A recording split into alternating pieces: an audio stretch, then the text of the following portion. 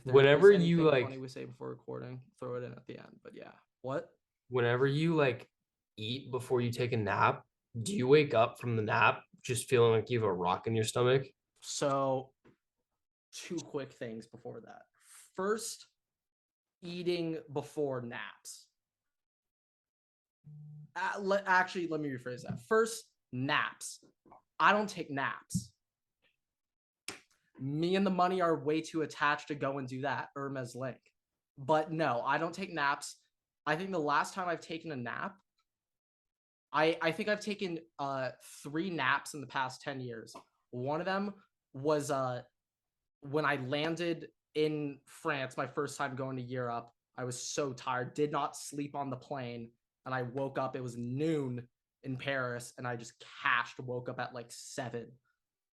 Not a good idea. Not a great idea. You just gotta pound it out. You're not supposed to nap. That was my first time. Second time, this is the most recent time. Coming back from a trip from Santa Barbara, got literally like 4 hours of sleep, get home, crashed. Haven't napped like that in years. And then the last time was after I had my foot surgery, when I had my foot stuck in a bike chain.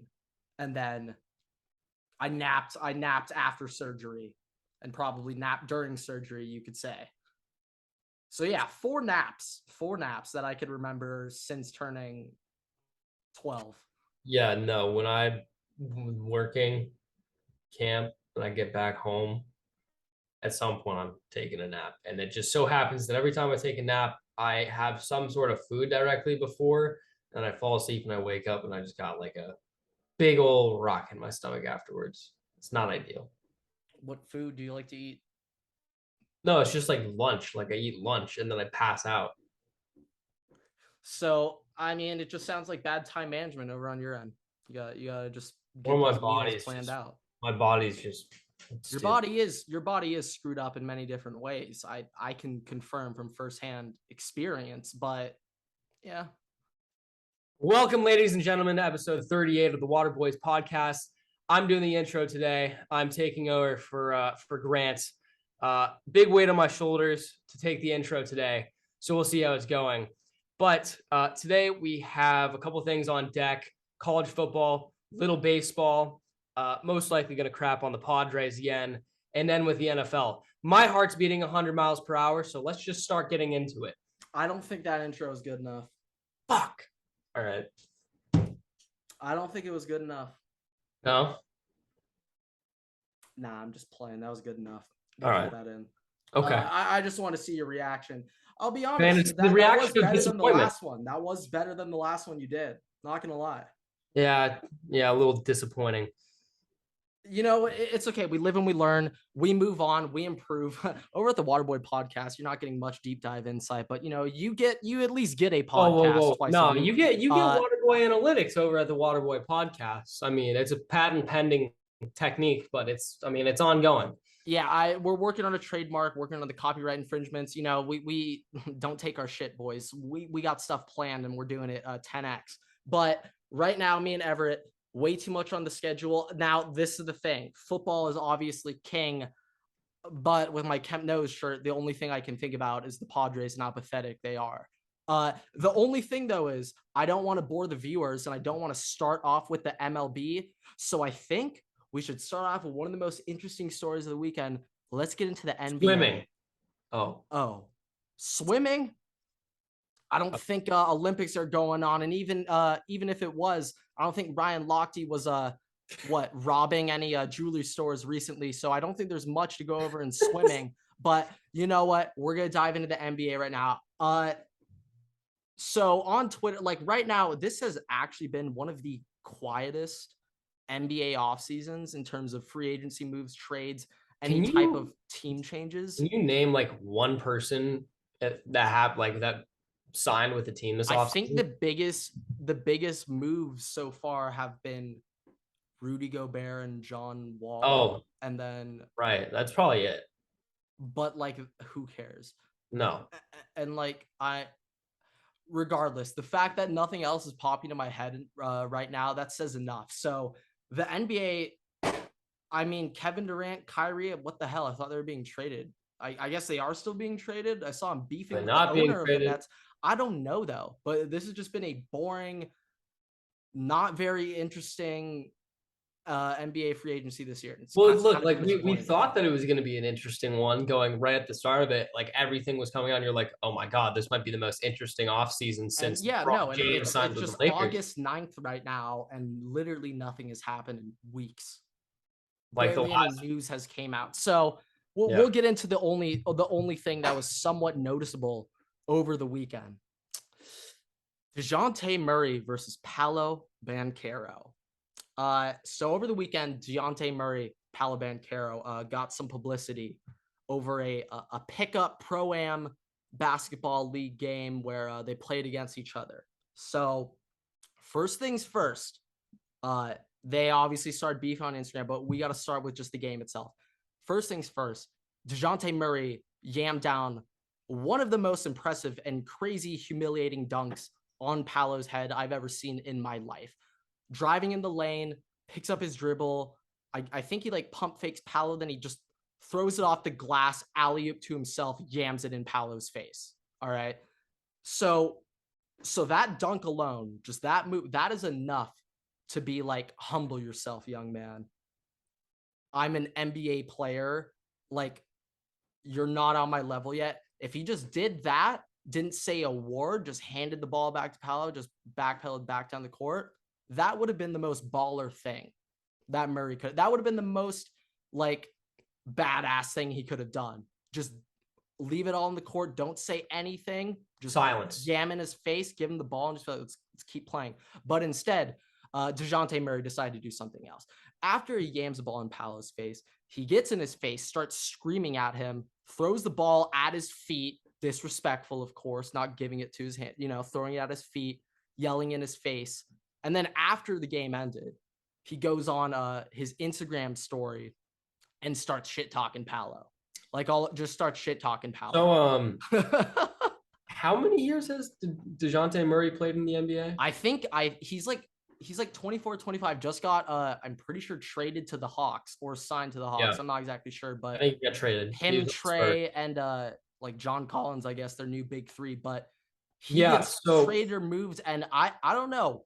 I swear, I promise you this: if Murray was on the Spurs, he would not be doing that. Greg Popovich would not let that shit fly. But lockdown. the second he's out of like literally Master Popovich's hands, where nobody acts out of order, he starts acting out, talking shit. Like, I don't know, little interesting.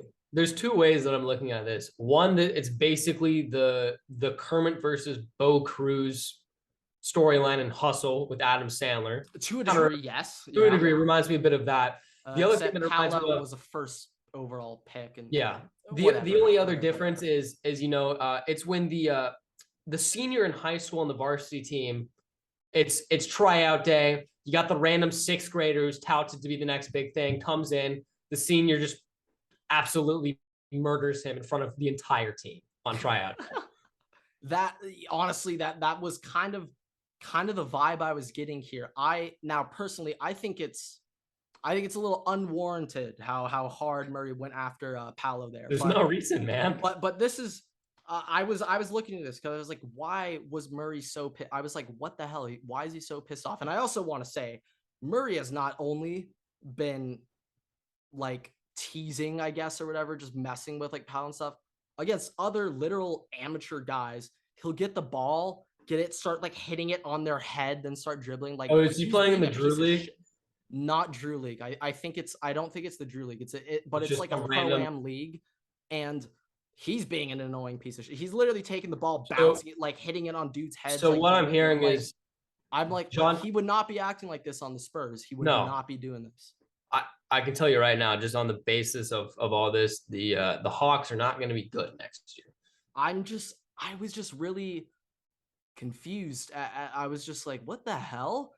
So I had to look into this. I was like, why is Murray ripping into Paolo so hard? So after the game happened, Murray went on IG and he pretty much said the fame and attention has gotten to Paolo's head. He liked Paolo when he was humble about himself, trying to like learn, but apparently Paolo, all the attention has gone to his head and needs to be more humble. That's what if he hates Murray said. If he hates guys for not being humble. Just wait till he meets Chet Holmgren. I Just was wait till literally that about to happens. say it. I don't know about you, but Chet seems like he is 50 times way more loudmouth, open, like disrespectful I don't than think Paolo. I don't Now, think I understand Murray was playing against Paolo, and I don't know what Paolo's like saying behind closed doors to all these players. Like maybe he's talking mad. Like I have no idea. But I mean, at least publicly, Chet is number one public enemy right now out of this rookie class. no, like literally. Not Paolo. I think since the draft occurred, I have maybe heard one thing from Paolo, and it literally is what's going on right now. Outside of that, everything that I've heard is Chet. It's Chet. It's all Chet. Like I haven't heard anybody else. It's just Chet and Chet alone. Yeah, it's just been very. I don't know. I think it's just an unwarranted move to go after Paolo. Like obviously he wasn't going up against Chet. Maybe he would have disrespected Chet 80 times harder. Who Dude, knows? if Who if knows? if he was going up against Chet and he actually worked Chet, I think. Maybe something. But I you know think the what the Hawks and the difference? Magic both in the East. They might be playing each other a little more than You OKC know, and the Hawks. I don't know if that you has know what something the to do with difference it. would have been though is because Chet's so much taller than Dejounte Murray. He would have just held the ball and held it above his head like this. No, and also, so another thing, I'm gonna back. I'm on Team Paolo here. I Yeah, just don't think.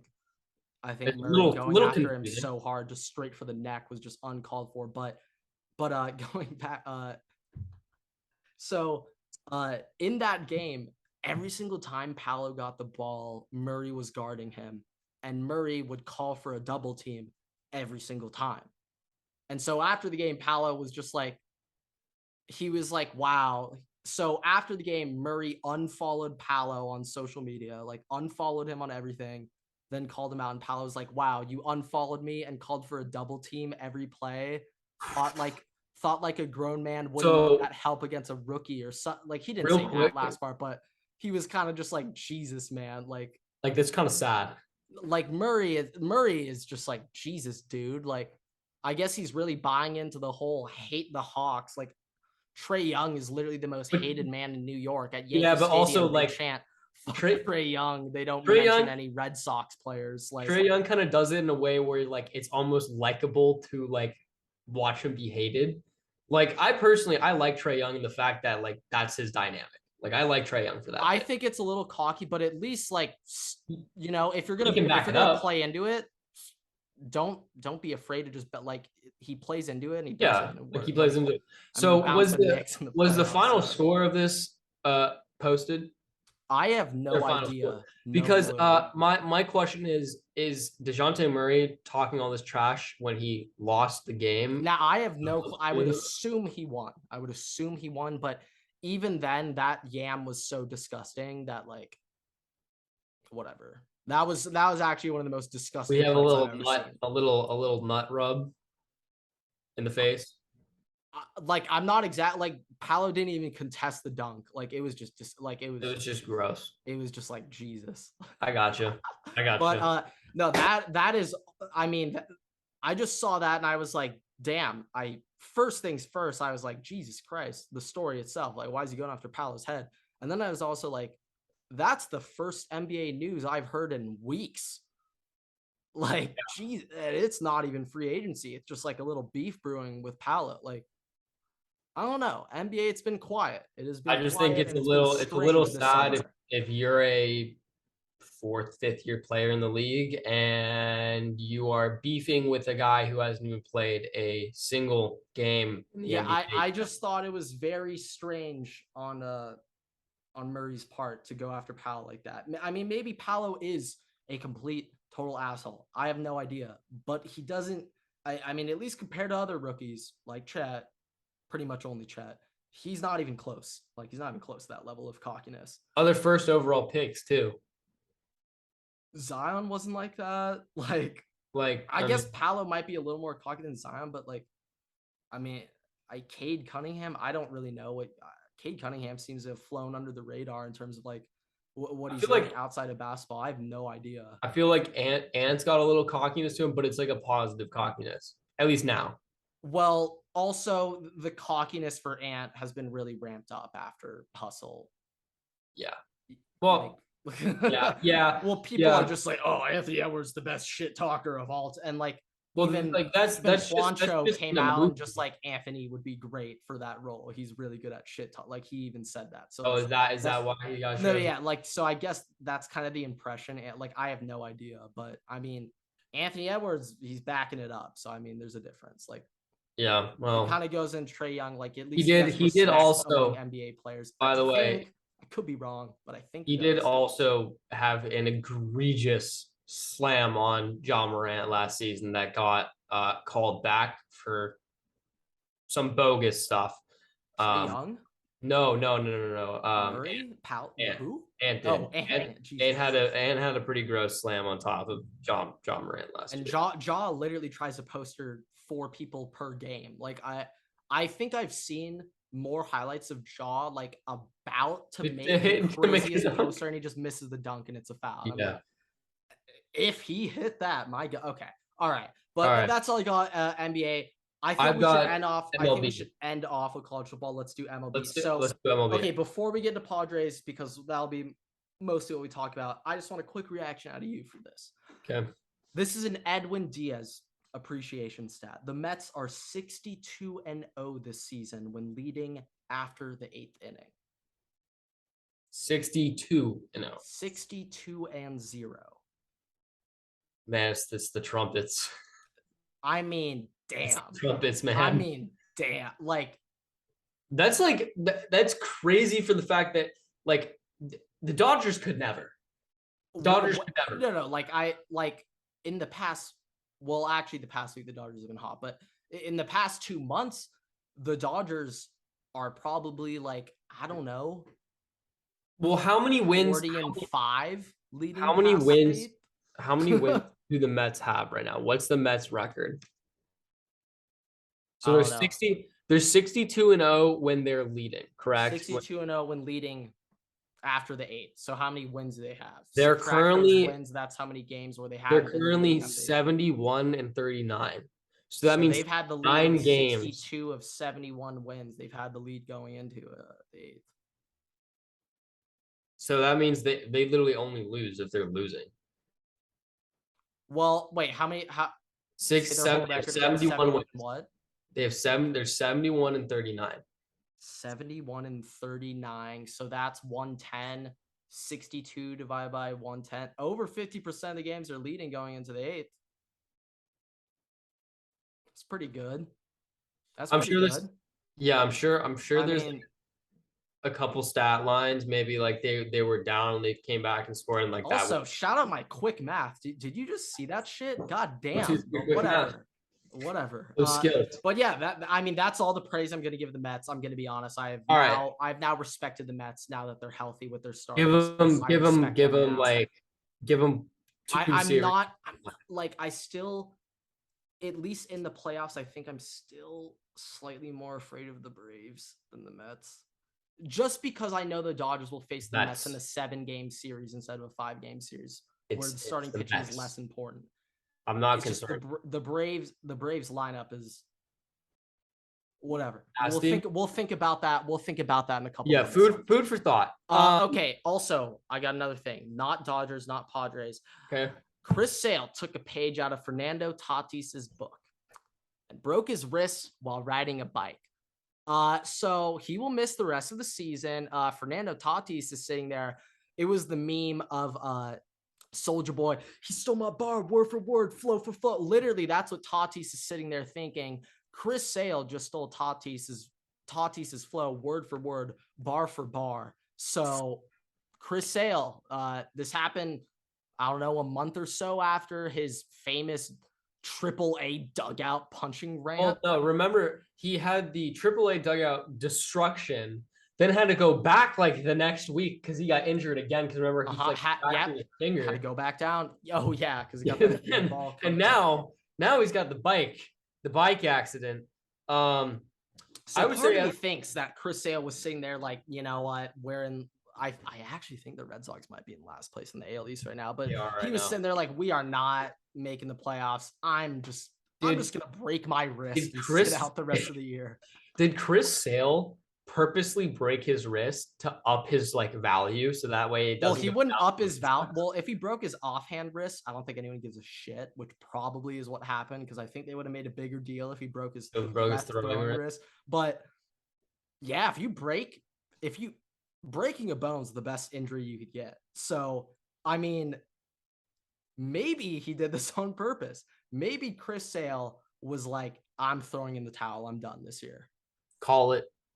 Do you think that Chris Sale actually broke his wrist, or do you think that he's just like, well, he got surgery on it, so he did break his wrist. What if he just didn't break it and they just did surgery, just like, it's an alibi.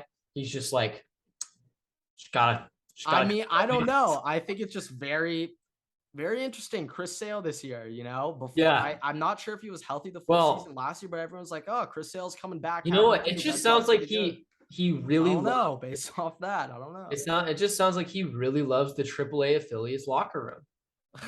He just really loves it. Well, clearly he didn't love it too much because he broke his wrist and didn't want to go back to them. He just shut it down. No, it's even better because he's going to start the season with the rehab in AAA next year. Like, he's just planning ahead. Well, if he's healthy, he won't.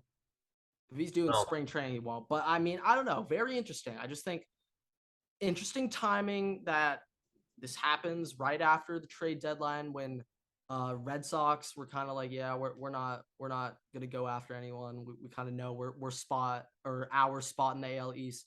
So yeah, Chris Sale, I don't blame him, I guess, if he purposely broke his wrist, which he definitely did. But yeah, I mean, it happens.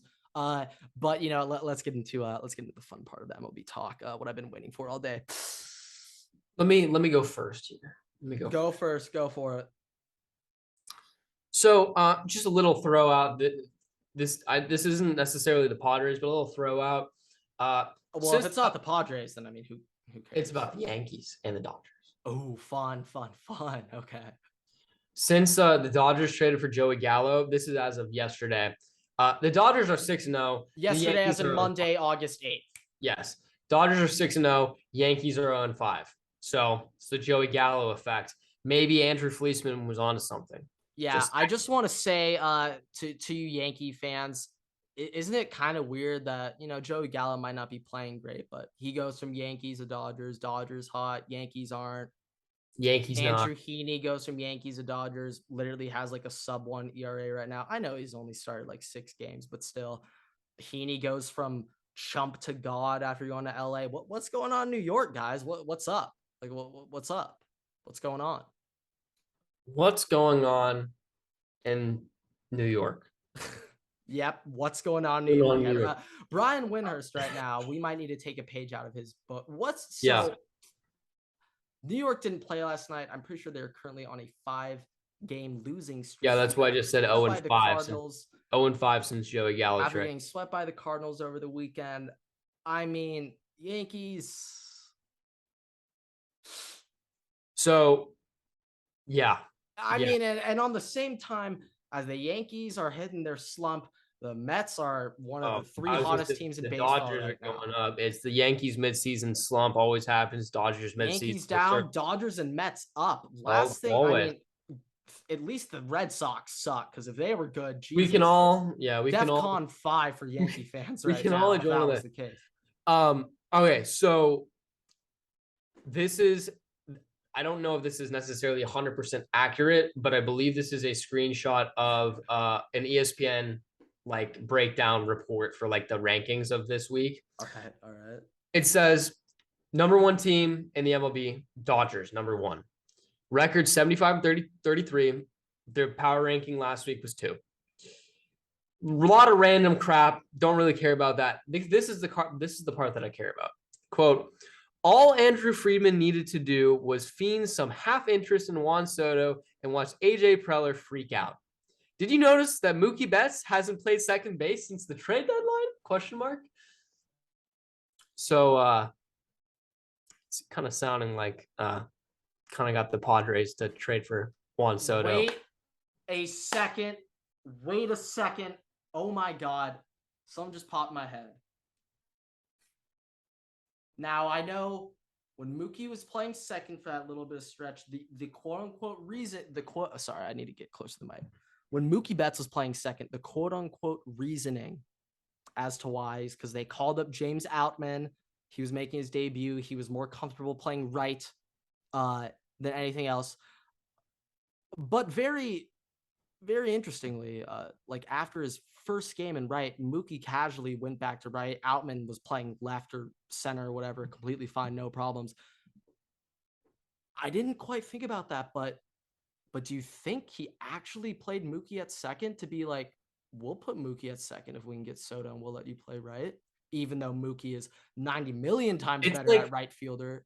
It's like the like older brother or like stepbrother, whether like purposely doing something to manipulate like the younger I'm not sure how much Soto or his agent or whatever would really care about that, but I don't know. No, that's an Soto doesn't care, but it's the Padres. It's the Padres. It's getting the Padres to give up all of these assets to have Soto for a year and a half, and the Dodgers knowing that it doesn't matter. Like they don't need Soto. The team is perfect how it is. So baiting the Padres into giving up all of their future when they know that they're just gonna. I mean, the Dodgers are the Padres' dad, so I mean it makes sense baiting them into doing this. But yeah, it sounds like the Padres fell into Padres Andrew Fleeceman Padres gave up a sizable amount. But you know what? While we're on the Padres, you know what? I got a little fired up. So recently just threw up a TikTok the other day talking a little smack to the Padres fans. And first things first, just want to say overwhelming amount of support on that video. Business is booming. Video's doing very great. Hasn't been up for 24 hours and it's got like 65K views as of right now. But while I was reading these comments, it's kind of hilarious. Actually, well, first realizing like there are Padre fans out there. Like that was the first shocking thing. But second, how not stubborn, but how like absurdly batshit crazy and legitimately screwed up in the head some of these people, like they are legitimately delusional. They are a delusional fan base. I have no other way to put it. So this is my favorite part. Ton of people were commenting. Dodgers are a daddy's money team. Dodgers are daddy's money. They buy all their players. Let's start with the Dodgers, okay? Let's start with the Dodgers. Now, first three hitters, Mookie, Trey, Freddie. Mookie and Trey were acquired through trades where the Dodgers gave up significant amount of prospects, which they developed into players good enough to even be in a position to trade for those legitimate all-stars. So first things first, number one farm system. Just want to point that out. Number one farm system. And then Freddie Freeman. Dodgers signed Freddie Freeman. Yes, they signed him to a long-term deal. That was a free agent pickup. Sure. Freddie Freeman, okay. Let's go on to the rest. Also, Padres, let's not act like the Padres weren't in on Freddie Freeman. Like they were there.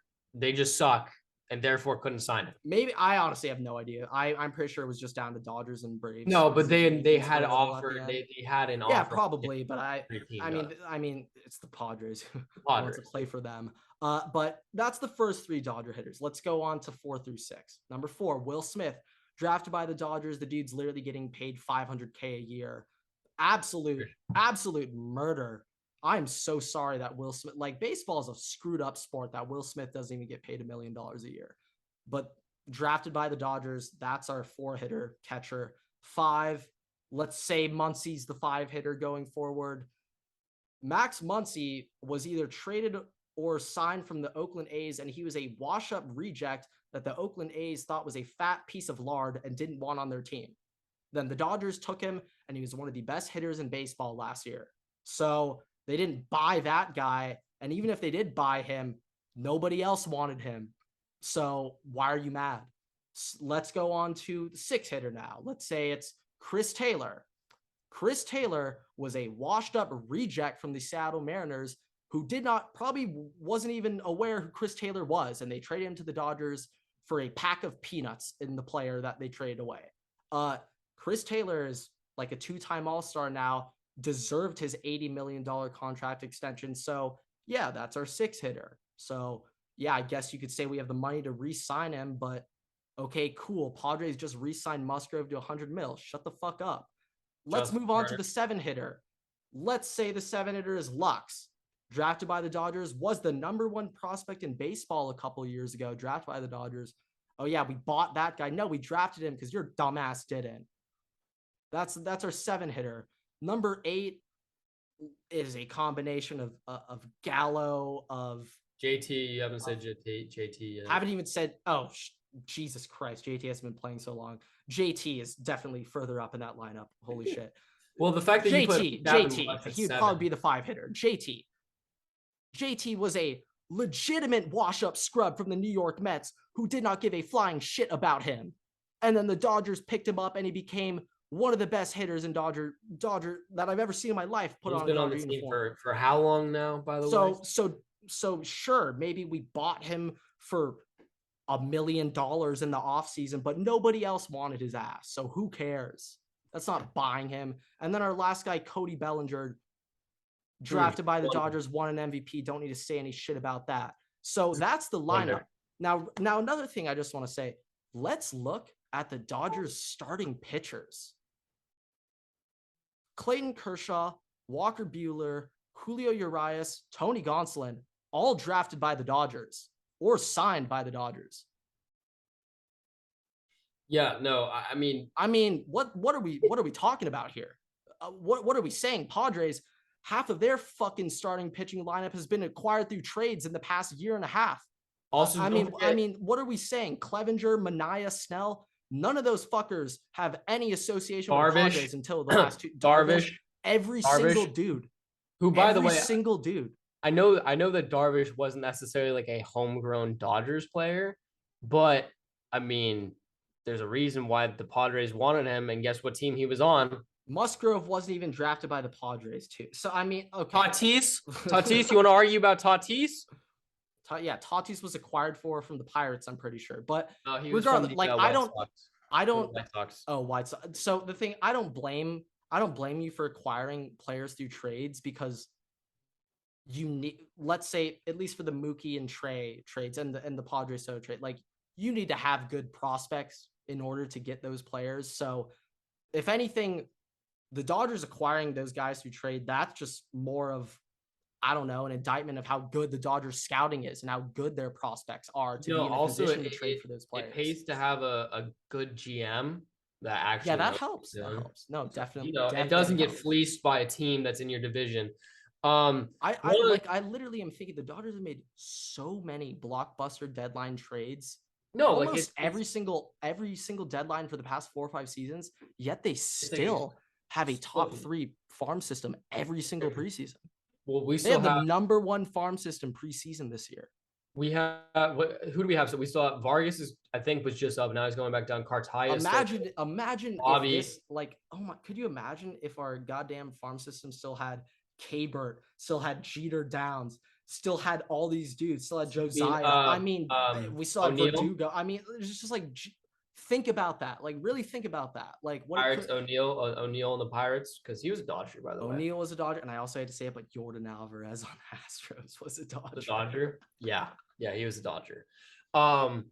One thing, because I know you got a stat line that you wanted to share today. Yeah, I got a stat line at the end that I got to share, but you know, one thing specifically, I just thought it was kind of funny. So obviously, Dodgers brought out the brooms against the Padres this week, as they always might be do. Some more brooms the rest of the season. There's gonna be no, there's not. It's not a might. There will be more brooms the rest of this year.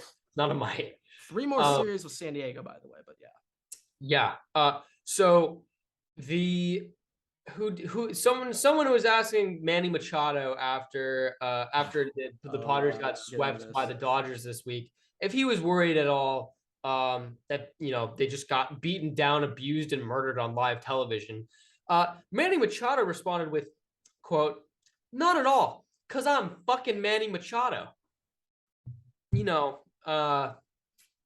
Manny, I hate to break it to you, but losing what was the total? Like 8-2, something like that, like total runs against them. I So don't remember. they lost last game 4-0. Let me pull it up real quick. I think I have it right here. Let me get it. Manny, I hate to break it to you, Keep man, going. but you just saying you're Manny Machado really does, it actually probably hurts the problem more, because I mean Manny Machado is not doing anything. He was walking from third base to get a ball that went in between him and shortstop, that went into like pretty short outfield. Like if you had, instead of walked, if you had maybe lightly briskly jogged, you could have done a little light, little speed walk like Kermit the Frog, like Patrick Mahomes does. Probably could have gotten that, thrown a Dodger out at home, but nah, that's the problem, Manny.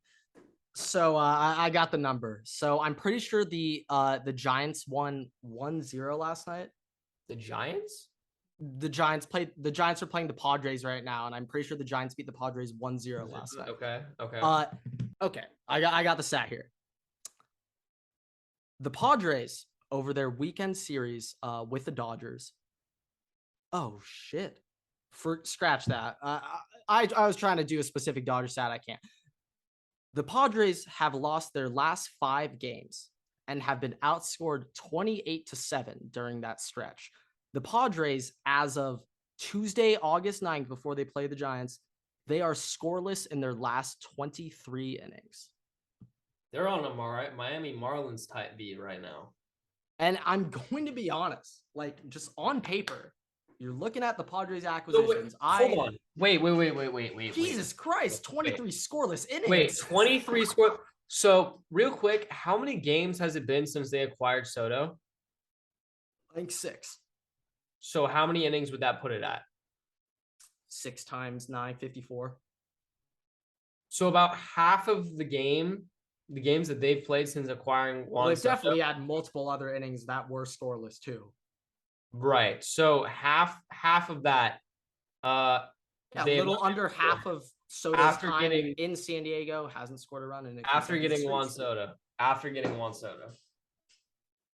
Yeah, I mean, the one thing I was looking through the Padres, players and stuff. I was looking at their starting pitchers bullpen. For the most part, their starting pitchers have been pretty solid. I'm not gonna lie, but not bad. But their bullpen, like they got rid of Taylor Rogers, trade him, little swap to get Hader. Got rid of Lamont with that. Rogers was atrocious. Had like a 4.3 ERA, had an 82 ERA plus on the season. That was not going to be their lockdown guy. Like that guy was not going to save them wins in the playoffs, especially against. Well, I guess it's lefty row. I guess lefties are set up to beat the Dodgers. Whatever. Rogers also was from the Twins. I think that was a trade before the season started. No, yeah, Rogers is from the Twins, or I think they signed him. But regardless, they upgrade there. But other than him, I'm looking at the guys rest of their pen. I'm pretty sure they got like Pomerantz, Drew Pomerantz, recognize that name. But a couple of their other guys, I'm sitting there, I'm like, who the hell are these guys? None of those guys really look shut down dominant. I know the Dodgers. I know we have been very concerned about the bullpen over the past couple of months, but yes, Craig Kimbrell, we're not even going to give him time this episode because we talked about it too much, but he runs from heads the rest of the bullpen, not everyone and not guys who we expect, but they have gems in that pen. They got Yency, unfortunately just hit the IL, but Evan Phillips, god damn. Evan Phillips. But he's got like he's got like a 0.65 ERA over like the past 16 games. Like I'm pretty sure Evan Phillips in his last 9 innings with bases loaded, he has not given up a hit. In his last 9 innings with the bases loaded, hasn't given up a hit. I was like, bro, this is my guy. Like, this is literally my guy. He has a 1.43 ERA this year, 0.8 WHIP, has a 10.6 K9. Evan Phillips, I'll ride or die with you this year, man. You're my guy. But the way how Dodgers bullpen works, we'll probably get one more good year out of him, and then after that, he'll turn to absolute shit. That's just not even a Dodger reliever thing. That's just how relievers work in general. He either turns to absolute crap. The Padres or somebody try and get him, or he gets shipped off in a massive trade package for some huge name player at the trade deadline. It's one of 3 things. Well, it'll be tough to trade him because this is last year, and don't think they would sign him and trade him. But okay, that's what I had. That's my little rant. But all right, let's get into my fun little fact of the weekend. So as of we're recording this on Tuesday, before the night games have happened. So August 9th. Pretty much as of the end of the Monday, August 8th games, the Padres had a horrendous stretch, and they're currently in a very unique standing in the NL West. So here's a stat for you, San Diego. The Padres are currently in second place in the NL West and are 16 games out of the division race behind the Dodgers. The Rockies are in last place in the NL, and they are 28.5 games behind the Dodgers. Therefore, the Padres are closer to being in last place in the NL West than they are to being in first place of the NL West. And hey, I'm going to go back to that TikTok comment section that we posted the other week of a bunch of Padres fans. And I saw a noticeable amount of Padres fans saying, oh, what? You expected us to just suddenly become amazing over one weekend after getting like a couple of players? Obviously, we need time to gel. That's not what I heard literally a week ago last Tuesday when the Soto trade happened. That's not what I heard. You know, I was hearing this is over. San Diego runs California. That's what I heard. I mean, that's what I saw. I also was just hearing, you know, going into the weekend, Dodgers fans are scared. The MLB was. I'll be honest, I was a little worried, but after that shit, Jesus Christ, I've never felt more on top of the world as a Dodger fan. You know, even the MLB was kind of getting on the Padres chain. Like I said, 100%. Like last week, like I'll be honest. They posted like the Stars of California like post, and they put all three. Manny Machado was on it, and Trey Turner wasn't. Like now this is the thing, real quick. I just want to say, if I'm the MLB right now, I would be promoting the living shit out of San Diego, right? Oh yeah, no. Two of the best players in baseball, who both happen to be like 23 and 22, are on the same team now, and they're disgusting at like. If I'm the MLB, I would be promoting the crap out of the Padres, but based on how the MLB has failed to promote the shit out of the Angels, I don't think they'll do it. So, yeah. But here's my question: if you're promoting the Padres, you're promoting Tatis and Soto. No, that's it. Because you can't promote the team because they suck. You can't promote Manny Machado. Is that why they can't promote the Angels? Because they're just so ass. So bad. They're also like. I guess that would make sense. Yeah. Like, okay, this is something I think. Like, if Aaron Judge was the star for the Seattle Mariners, no one would know who he is. But because it's for the Yankees, the world or the U.S. pretty much knows who he is. You can say. Wouldn't you say to a degree it's kind of true? I would say, if Aaron Judge was on the Mariners, he wouldn't be as big of a name. Like, he obviously in the MLB itself would be. My point is, in the MLB, to actually reach fame status, you got to play for like the Yankees or the Dodgers. Like, that's it.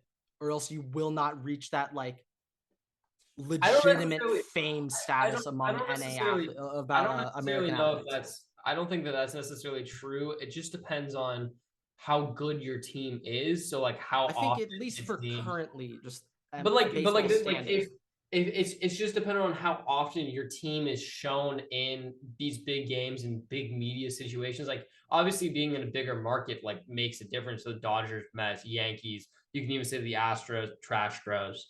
But like the one thing about the Astros though, but like look, I mean, everybody knows who Kenny Griffin was. I guarantee you, like under 30% of Americans even know who the Houston Astros are. But no, this is what I'm saying. Is you look like everybody knows who Kenny Griffin Jr. is. Everybody knows who he is. Everybody knows who. Now I would agree with you, but I don't think so. I agree with you, but like if you know baseball though, like to some degree, like people like no, but that's my point. The average person does not know baseball. But I still think the average person knows who Derek Jeter and A-Rod. I guarantee you, if I walked into, do you get my point here? I get what you're trying to think. I think that if I were to walk up to some random person on the street and be like, just say who's Mike Trout? Who's Mike Trout? They'd have no idea. If I walk with a random person in the street, I say, who's Aaron Judge? I would give it 75-25% chance that they know who it is, just depending, because it could be a random. Now Judge, I also don't think is quite the. I would still feel like announced the level as average a Derek person, Jeter. even in America, like specifically in America, the average American probably wouldn't necessarily have the proper answer to that. No, but I just think, like, going back to that little thing, like, the MLB should be promoting the shit out of the Padres right now, at least specifically Soto and Tatis. Like, they should be doing that. But based off what they've been doing with the Angels, I don't think they will do that. And I low-key think that MLB has an opportunity to kind of grow the sport a little bit here, as everyone said. They have an opportunity to kind of pump it up. And I don't think they're going to do it because it is the MLB. Very poorly ran when it comes to social media marketing and all that stuff. Very bad, almost to the point where it's just like, I honestly don't even know if, and not just Rob Manfred, but all the other guy, I don't even know what even, like, if there's a bunch of people running the MLB, all those guys, it really seems like they're just not trying to expand anything. It seems like, it literally just seems like they're a bunch of just money rich dudes, and they're just like, hey, in the current state of the game, this is how much we're getting, and if we make changes, that it could be uncertain, so we're not going to change anything. I'm getting bored talking about the MLB. Yeah, I was about to say I'm also getting bored. I also got to run to the little men's room. All right, I was gonna say you're gonna have to use the bathroom.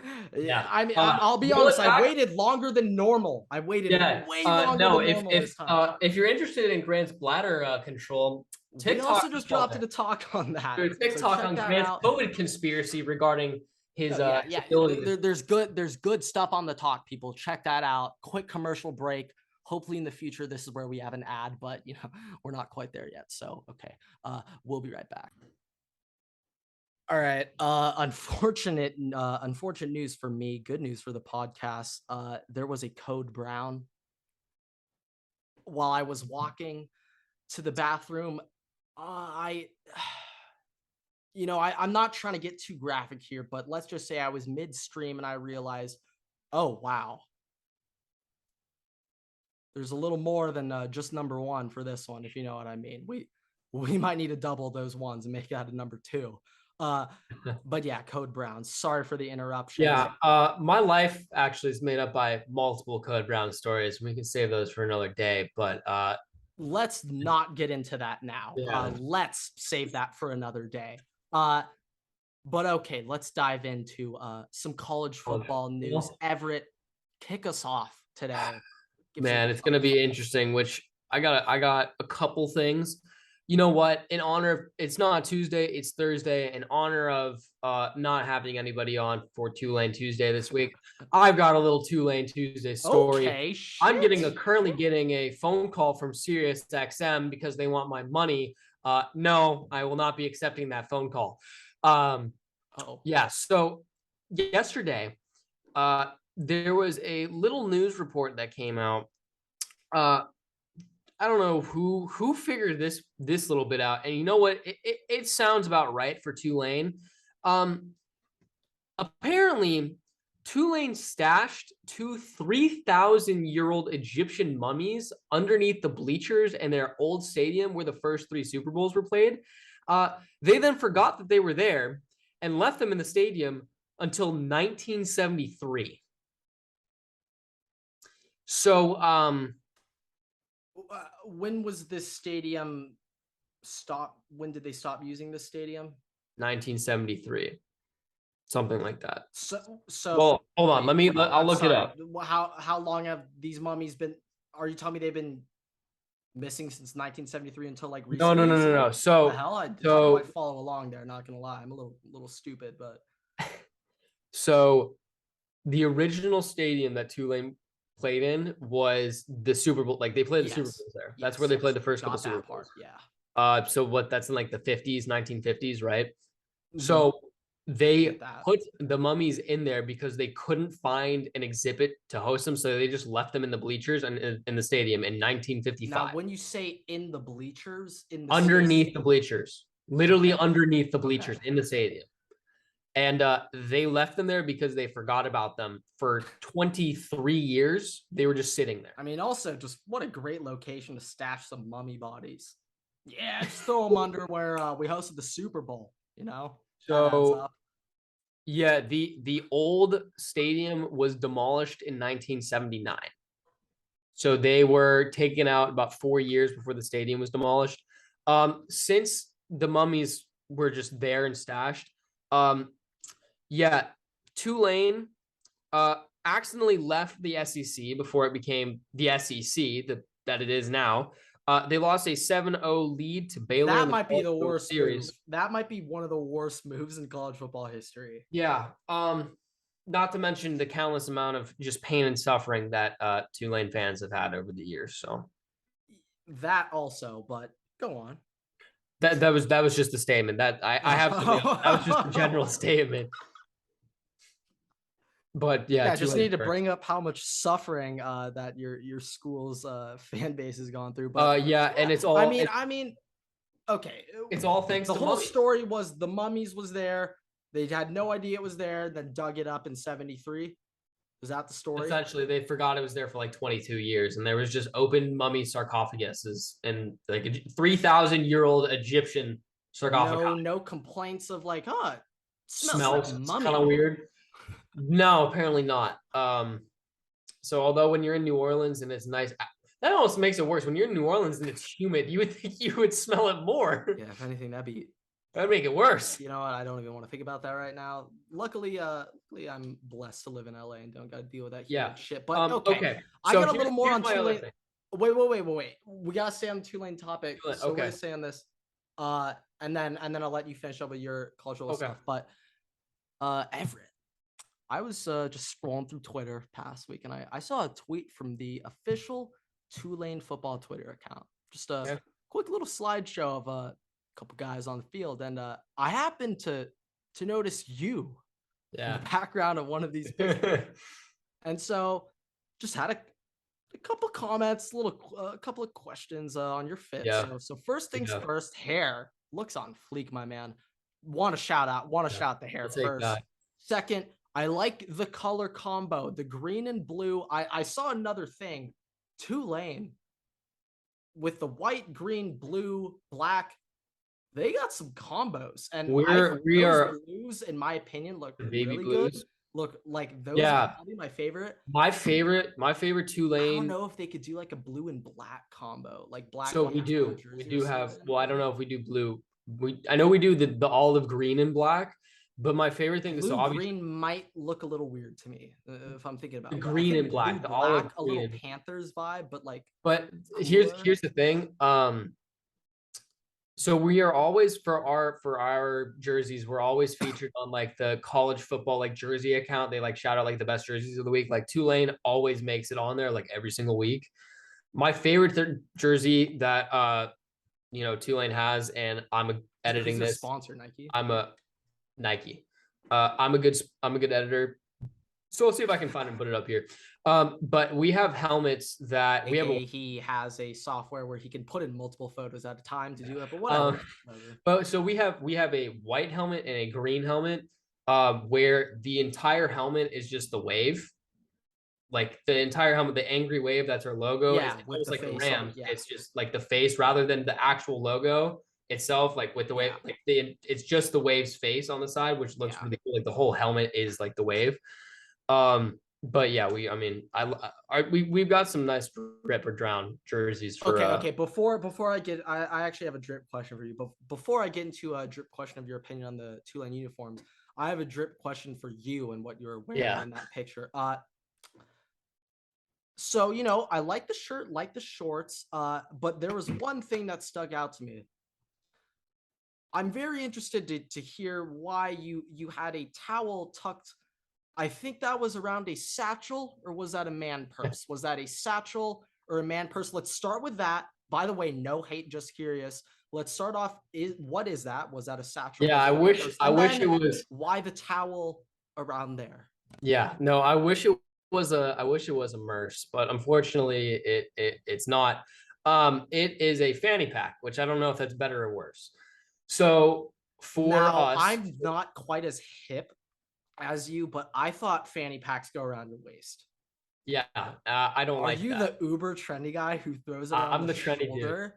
I put it on the shoulder. You got to roll up with your Balenciaga fanny pack. See, I took a little page out of, all the English kids who wear their fanny packs in the front, but I'm like, no, that looks stupid. I'm going to put that part on the back. So, we normally, like, everybody, we're required to, not required, but we have to have them on us. I'm a part of I help work with sports medicine. So, like, I help do that kind of stuff. So I have, all this stuff that I need to have on my person for practice. So that's all in there. I have a radio that I wear, goes on there. I think it looks cool. It's kind of like an earpiece. I have an earpiece. It's in that photo. You can see it. Yeah. Now that's badass. Yeah. So now that makes waking up early. I just think, you know what, like, fanny packs, I think they look kind of dumb when they're around your waist. I'm like, well, can I like step that up? I'm like, all right, so I wear like a bandolier. I'm like going to war. That's definitely one way of phrasing it. It's definitely one perspective of looking at it. Going to war with these gentlemen every day. Well, when it's 5 a.m. in the like morning, the medic in the war. Look, when it's 7 a.m. in the morning and you've got, I don't know, 150 dudes, half of them profusely vomiting on the sideline from extensive conditioning and the New Orleans humidity, I would say that's pretty damn close to going to war. Not literally, but yeah. Yeah, I get your point. But you know what? I think you answered the question. Thank you for that input. No hate, by the way. I did ask. Was interesting, and I needed to find at least out. I did ask my boss last year if I would be allowed to wear an arm sleeve, eye black. You should wear a shooting sleeve, and that would be hilarious. My response, shooting sleeve. My response to that I was told was, I'm not allowed to do that because the cameras would be on me on the sideline and not the players. But okay, something that like Ohio State, every college team still does, but they're doing their sideline calls, right? When they're doing their sideline calls, one of the guys holding up the signs is legit. The other 6 guys holding up signs are all dummies, and they're all. Well, you know who likes, that could be you, Everett. I want to see you on the sidelines giving up fakes. I know, like, the GA is supposed to do it, but that should be you know who did that last year? Chad. Chad did that. Shut up. Chad's the sign guy. He is a sign guy. Okay. There's a picture of me and Chad. Correct me if I'm wrong here. Usually the sign guy's like a backup quarterback. Why do they have a DB doing it? It's whoever's dressed and not exactly like when we're on offense, they normally have, I can't because like the walk-on Ohio State quarterbacks are sign men. They're really, wearing like the orange and yellow like vests. It really depends. It depends on the team. It depends on the game.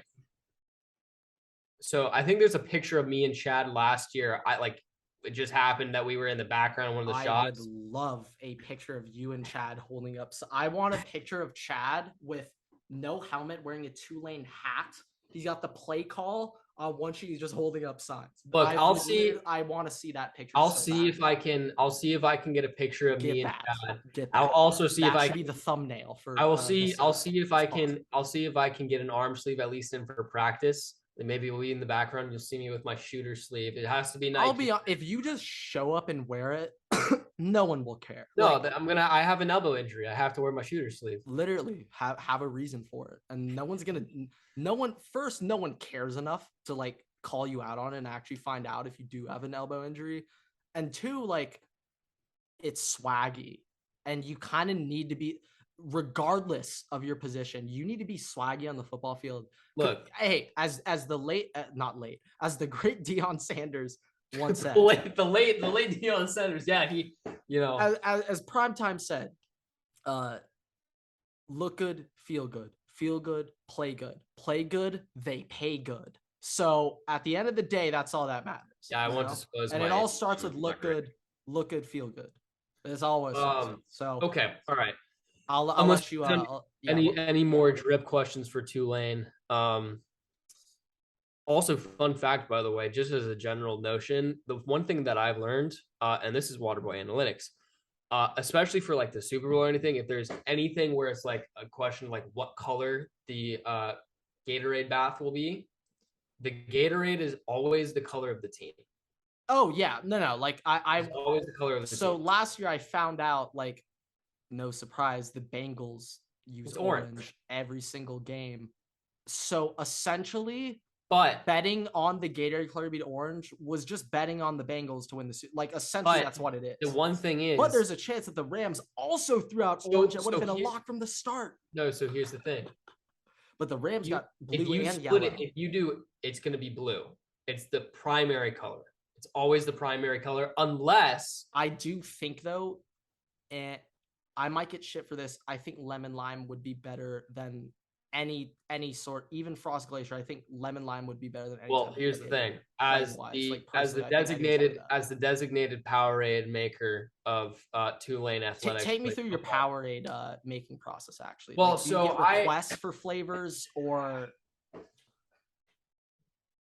I'm very curious. I had legitimately no idea. I did not know you made the Powerade for Tulane. I can't spill my secrets. You're literally the water boy. Where do you think the name comes from, man? I haven't Holy shit. I haven't made the Powerade this year. But normally it's just dependent on the packs. We get packs. We make it with packs. Do you ever combine flavors? I cannot disclose that information. You don't need to tell me the mix. Just blink twice if yes. If not, don't blink. Oh, you blinked twice. All right. Okay. Have our answer, ladies and gentlemen. Okay. But yeah. Okay. Anyways, what else you got on college football? Yeah, so it's more of a reactionary thing. We've been going for a while. Jeez. Okay. All right. Good. So we're riffing, man. We riffing. We vibing. We going. This is PFF's. I gotta find it again. PFF's college football power rankings. Okay. We love PFF on this show. We tend to react very well to PFF. All right. Okay. Oh, yeah, we love those guys. 1 Alabama, 2 Georgia, 3 Ohio State, 4 Clemson, 5 Michigan, 6 Texas A&M, 7 Notre Dame, 8 Oklahoma, 9 Oklahoma State, 10 Utah.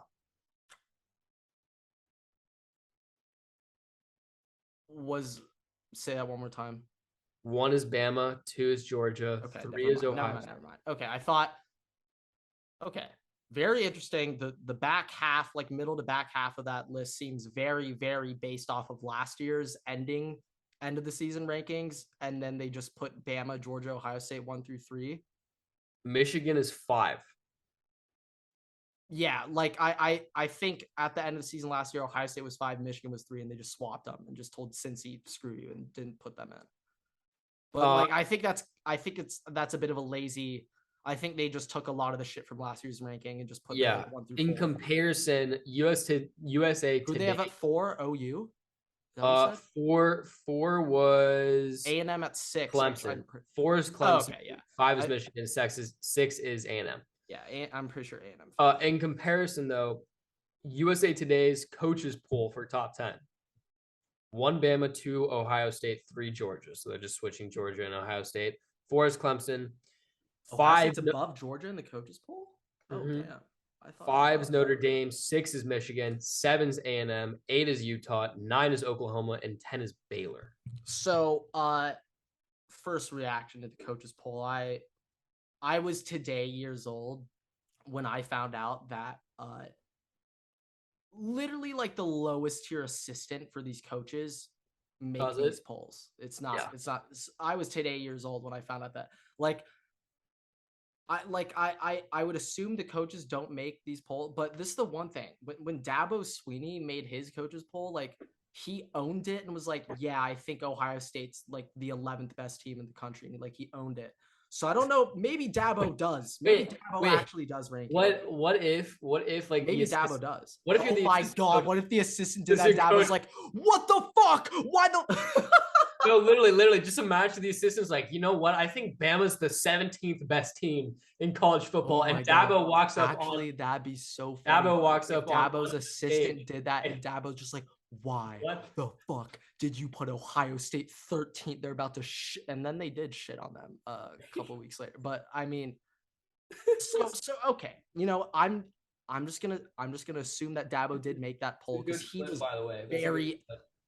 he was very adamant and he was very strong in You being just like, yes, Ohio State is like do the you think 11th best team do or you think whatever. if he didn't do that and he just had to bite it and just like agree with it, you think afterwards it's him, the assistant coach, behind closed doors, and he's just grilling? Well, if the assistant did it and Dabo like, and it wasn't like checked with Dabo, like, can I publish this? And he posted that, like, oh my god, that dude should be fired. No, that guy should be fired. He's Like, probably on the next the next bus out of Clemson. yeah, probably working for like, I don't know, the U now. But yeah, I mean, All right, let's get to your bits. okay, the Ohio State of the Union. We got a little bit of a different Ohio State of the Union today. This one will probably actually go up on YouTube as a shorter video to Depends on your attract the edit. Ohio State audience. But little new version of the Ohio State of the Union. We are starting off with obviously some Ohio State college football news, and then we're gonna shout out some Buckeyes in the league right now, getting some praise in training camp. So I want to shout out some Bucks in the NFL. But okay, let's start things off. So we're recording this on Tuesday, August 9th. And this morning, Brian Hartline, Coach Key, and Zach Grant, Director of Player Personnel, tweeted out some pancake emojis on Twitter. Very interesting, They're obviously talking about an offensive lineman here, but it's not very often we see big name O linemen coming to Ohio State, or at least recently, Paris Johnson and NPF are probably that. I guess Donovan shit. Maybe we actually do get some big guys. Damn, I just listed 3 5-stars and whatever. But we got another 5-star tackle rumor. 2023 5-star offensive tackle Samson. I think I'm pronouncing this right. Okunlola out of Massachusetts is rumored to commit to Ohio State. He's in a bit of a competition battle with the University of Miami right now, who already has a 5-star offensive tackle signed in the class 2023 from IMG Academy, I'm pretty sure. So they already got that tackle slot filled up. Maybe this guy's like, hey, let's go Bucks instead. But other than that, a little more cool, a little more interesting. 5-star 2023 defensive end Damon Wilson out of Florida will be taking his official visit to Ohio State during the Notre Dame weekend. And this player has said he will not take any more visits to Alabama or Georgia.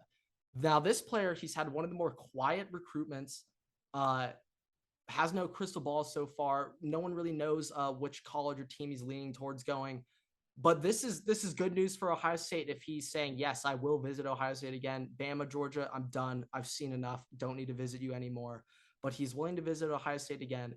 First week, game 1 against Notre Dame at home in the shoe. So that adds a little more fire to that Notre Dame recruitment or that Notre Dame game. I'm not sure if this guy Wilson is rumored to Notre Dame too. Maybe he is, and maybe if they lose that game, this guy's a Notre Dame player, which adds a little more heat to it. But that's what I had on Ohio State recruiting. Actually, some positive news. And another thing I want to say, 4-star cornerback Dejounte Johnson, he wanted to recommit to Ohio State after decommitting last week, the top 100 corner.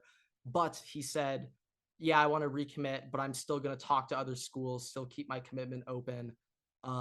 So because of that, Ryan Day said, no, sorry, we're not taking you.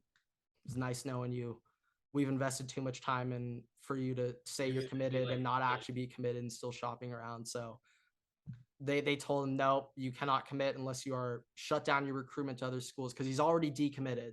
Like, Ohio State doesn't have this policy. I know Clemson does. I'm not exactly sure which other schools has, but Ohio State, they don't have the decommit, we're done talking to you policy. They don't have the, if you're committed here, you can't speak to other schools. If you're committed to Ohio State, you can still talk to other schools. But for the second time around, that's it. Sorry. Nice knowing you. If you really want to come here, sign the papers when it's time. But that's all I got on recruiting. I want to talk a little bit about the Ohio State offense this year, though. Now, I think despite losing two first-round wide receivers going 10-11 in the draft, I think Ohio State has an opportunity to be even better on offense this year than they were last year. And this is why. First things first, it all starts up front with the offensive line. Last year, Ohio State got bitched around like a bunch of little babies against Michigan, to a degree against Oregon as well, and in the red zone. They could not get the ball moving on the ground. They could not get the run game going.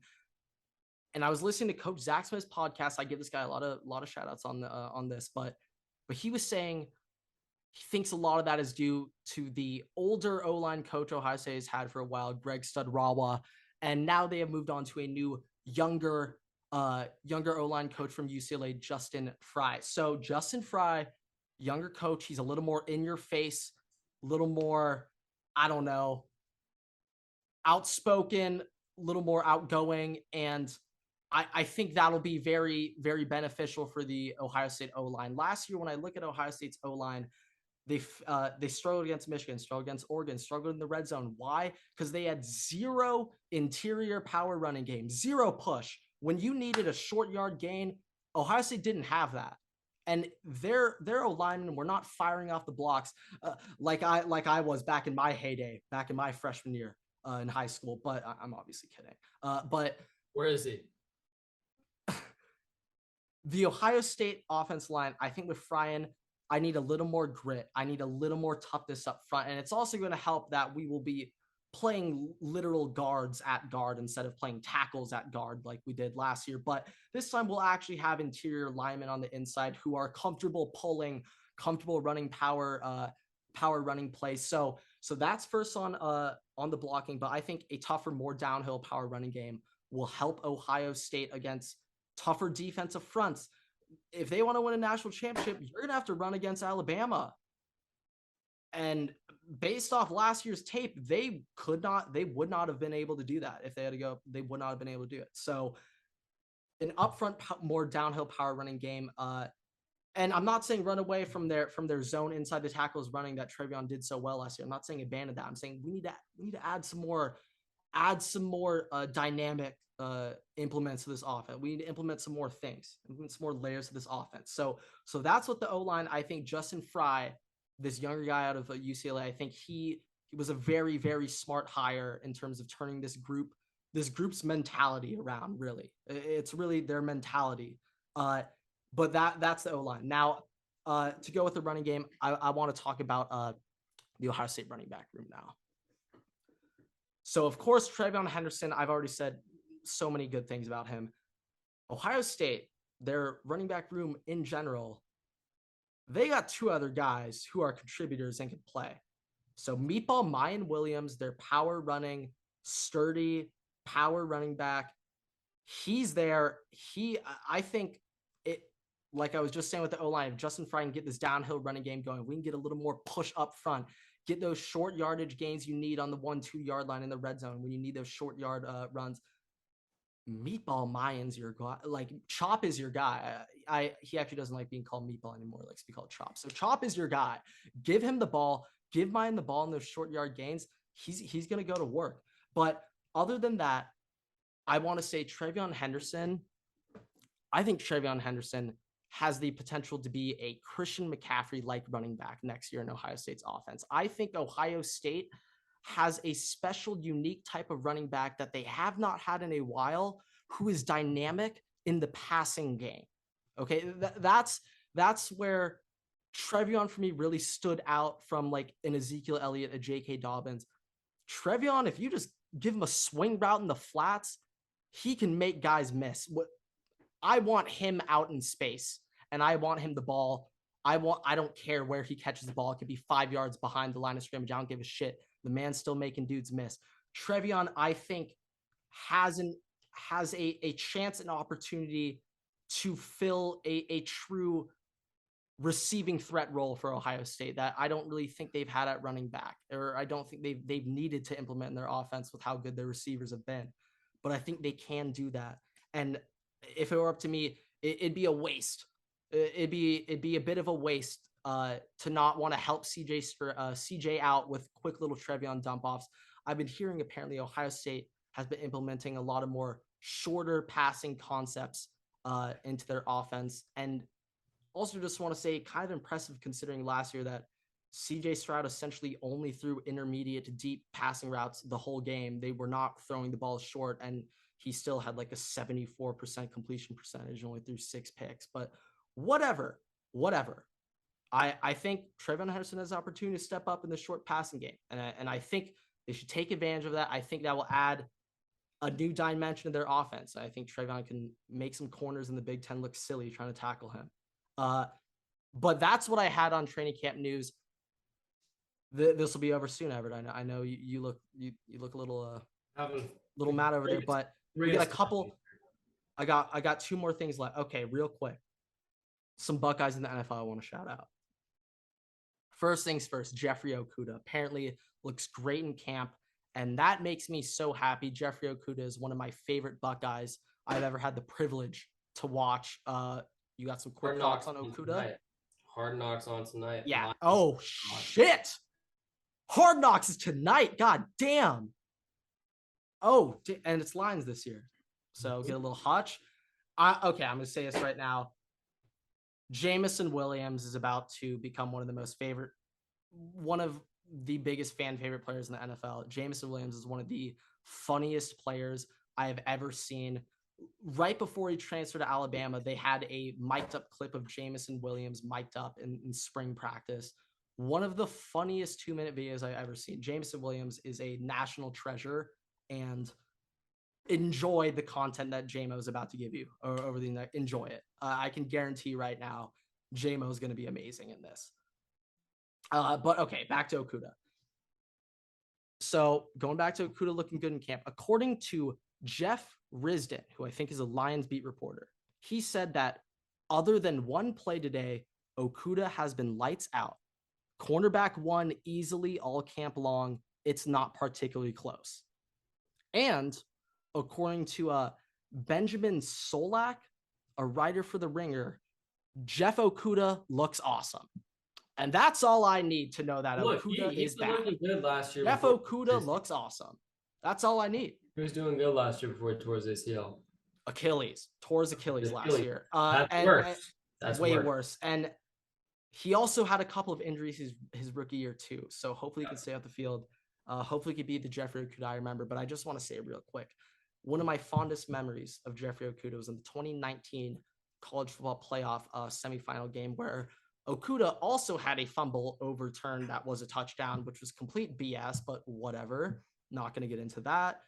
I still remember T. Higgins and Justin Ross limping to the sidelines, begging for a playoff because Jeffrey Okudah and Damon Arnett were just manhandling them, just mauling them on the outside, playing way more physical, even though T. Higgins and Justin Ross are both significantly bigger than both of them, and they were just manhandling them. So, yeah, just want to say that. Just want to say that.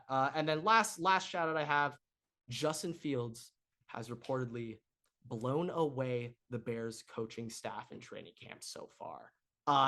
So this is a transition out of the Ohio State of the Union. It's over now, Everett. But Justin Fields might have blown the Bears coaching staff away. But the only issue is Roquan Smith just requested a trade from the Bears today, and I don't know if there's anyone else on the Bears roster that has impressed the coaching staff. Maybe Darnell Mooney. That's it. I don't think anyone else on the roster has. Yeah, they've had a lot of problems. I don't remember what post I saw, but it was like, it said that N'Keal Harry has a severe injury in his foot after he impressed them. By the way, he was said to have impressed them and then broke his foot or something like that. They've lost 3 interior linemen, and one of them, another tackle or someone, refuses to come into camp. Just hasn't reported. So love what Ryan Poles is doing with the team. It's going great over in Bears country. Yeah, I mean, Justin Fields is my guy. I mean, pray for Justin Fields. Let's help him out in some way. Let's help him out somehow, guys. Darnell can only do so much, and Justin Fields can only live for so long with the deplorable O-line. And as a vegan, where he's even Oh, more he's fragile. vegan now? So, he's been vegan since his last year at Ohio State. He's Remember only when he got Ohio hit by State. Skalski Clemson? I literally thought his bones broke because he's been vegan for the past 6 months. But yeah. Let's get into your NFL news now. All right. I've got 2 to 3 quick things. Also to note, my computer's at 6%, so we'll be wrapping up this episode fairly soon. All right, first things first. We've all seen this clip of Jordan Davis just bulldozing the center for the Eagles. Mitchell Schwartz, who was a longtime Chiefs lineman. Fun fact, he's actually from our hometown too. Oh, is he actually? He's a Lades boy. Didn't know that. Mm-hmm. Yeah, he responded. High, pretty sure. He responded to this clip and broke it down. After 3 seconds, the center's feet are about 5 yards away. 4 seconds, they're 7 yards away, which would mean there's still plenty of room in the pocket, which would result in a pass being completed. 2, Jordan Davis is 6'6" and 350 pounds. He runs a 4.78. The center is about, I don't know, 6'1". So you probably hope that he could bulldoze the center. No, the center was 6'3", 310. Oh, I'm sorry. Yeah, sorry. No. So, for that video, I wasn't necessarily impressed with Jordan Davis like pushing the guy back. It was more so just like, Jesus Christ, he's that much bigger than a 6'3", 300-pound dude. Holy shit! Like that's why I was like, the 6'3" center is not a starter. It was also one-on-ones. No. I know, but it was more so just the size. I was like, holy shit, Jordan Davis. Yeah. The other thing that I had, George Pickens, and you're gonna like this one. This is from NFL Rookie Watch, so this might be a ball sack, but so take this with a grain of salt. Yeah, all right. Thank you. Quote: disclaimer. After making 4 consecutive receptions, some of which contested at today's practice, George Pickens went on to stare down at Minkah Fitzpatrick, and other Steelers defensive players told Minkah Fitzpatrick, quote, "Don't say shit.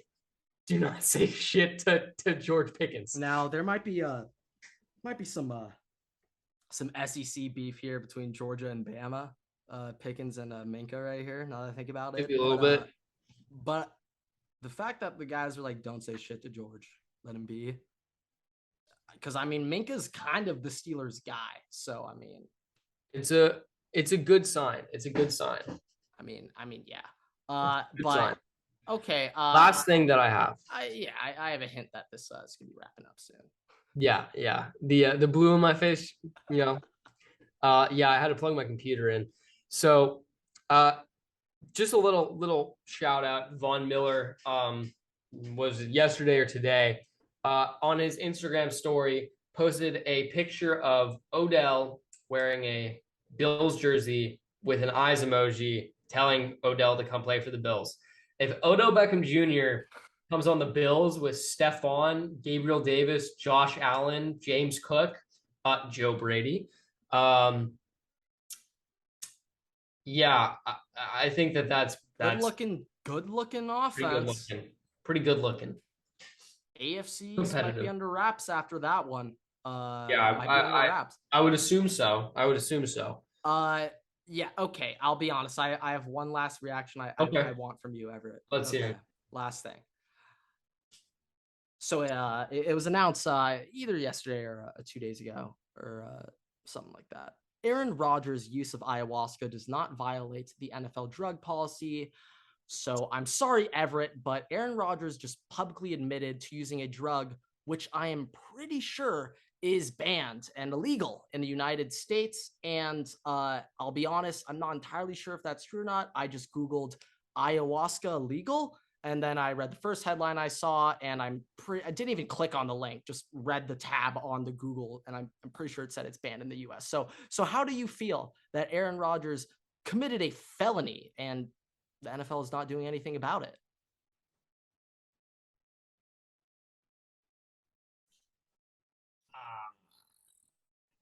Not surprised. Not surprised. Now, if Tom Brady did this, I think No, if it Tom might be a different story. No, if Tom Brady did this, it actually might just become in every training regimen for the entire NFL. Yeah, actually, That's what would that's happen. a bad idea. They'd spin that into a positive thing. But yeah, Aaron Rodgers got off scot-free. Aaron Rodgers. If he's a bad man for a reason. You know what they say. I mean, if DeAndre Hopkins did it or Calvin Ridley did it, maybe throw Myles Garrett in there. did he Maybe do PEDs? no, I'm just saying it as a general. We just talked. Just labeling other players. Sussies. Yeah, other players who have been suspended in the past year or two. Antonio Brown. If Josh Gordon did it, he actually might be incarcerated.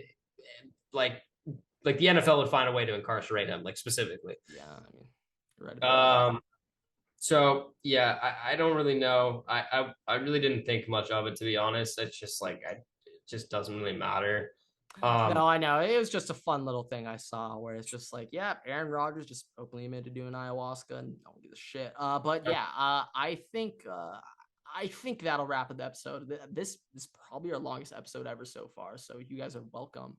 Yeah, I'm gonna have remember, time like and subscribe, like and subscribe, rate us 5 stars, download the podcast, listen to it multiple times. Everett, without further ado. Waterboys out.